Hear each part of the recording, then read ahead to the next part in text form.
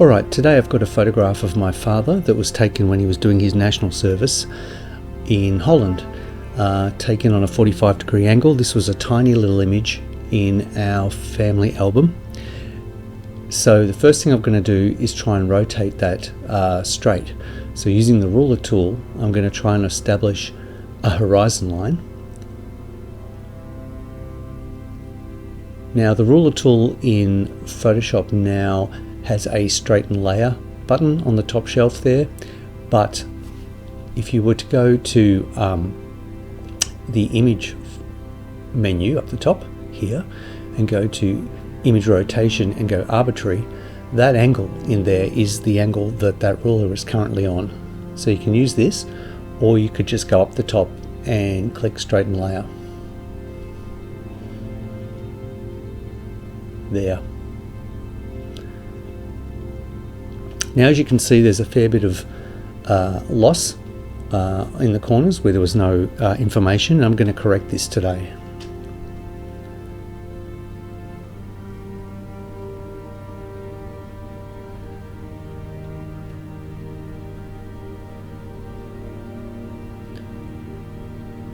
So first of all, I'm going to want to crop the image into a more pleasing format.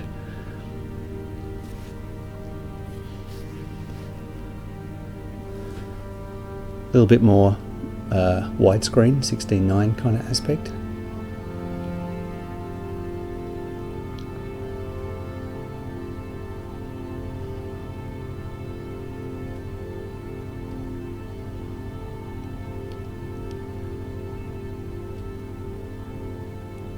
Now the thing I'm going to do to restore all this is use generative fill.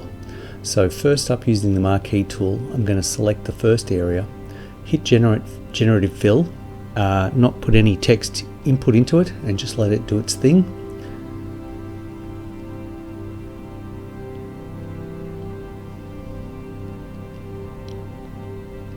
So as you can see, there's three little options here. You can just hit generate again if none of those look any good, but I've picked this one. I think it looks pretty great. The interesting thing is, you know, I'm not trying to be historically accurate with this photo. I don't really care what the trees looked like, what the grass was like in the corner here. Chances are all of that's gone now anyway. I'm just trying to make a nice, pleasing image of my father.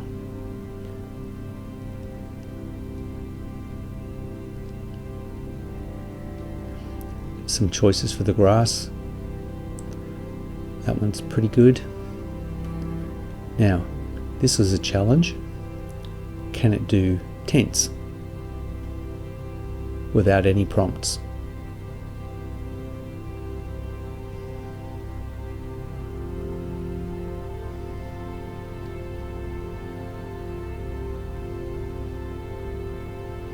Not bad. I think this last one was the best. I really don't want to draw attention to it. Some of that looks a little circus tent like. This stuff looks pretty good. Now, as you can see, part of the Jeep is missing.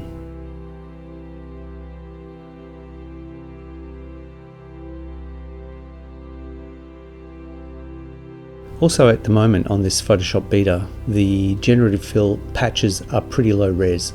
So if you were to zoom in on them, you'd find that they were fairly out of focus. And you can see here it's done an okay job trying to work out the wheel of the car, but it's a little low res and really doesn't have the tread defined very clearly. That one's the best one. Now what I'm going to do is try and up-res this little part of the wheel, see if we can get a better tread. As you can see in the layer panel, every time you make a generative layer, it adds it to a new layer on top, so none of it is destructive. And you can go back and change your mind on which one of those versions it picked.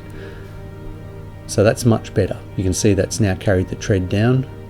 It's given us a bit of a bumper bar. And all in all, we've got a much more cohesive image. So at this point, I generally flatten or merge everything down to one layer. Of course, I've saved the original image.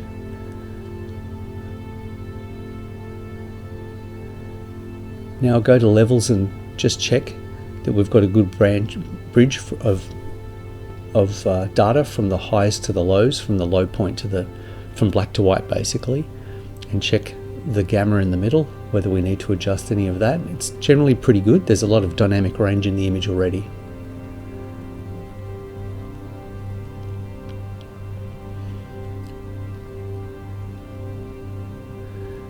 So looking at the resolution of the image, we're opening up neural filters here, trying some photo restoration, and as you can see by default, the enhanced face slider is well high there. It's 60 something %, which is too much. What it tends to do is give you a very sharp face on a very blurry image, so I tend to set that down very low.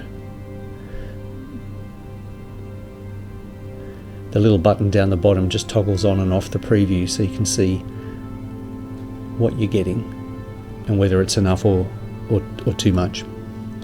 Now, making sure that it's not on current layer but on new layer, hit OK, and now you'll have a second layer on top of your original with that enhancement applied.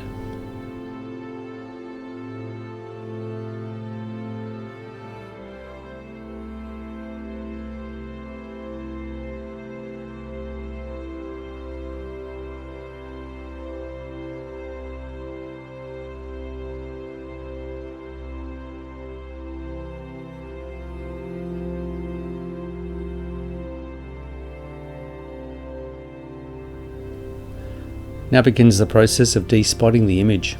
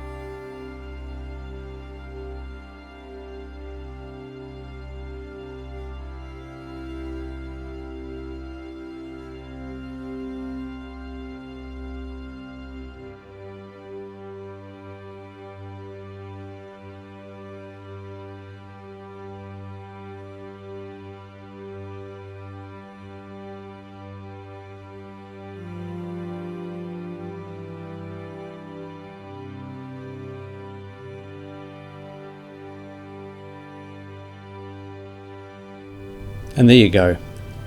That's about as clean as I'm going to get it.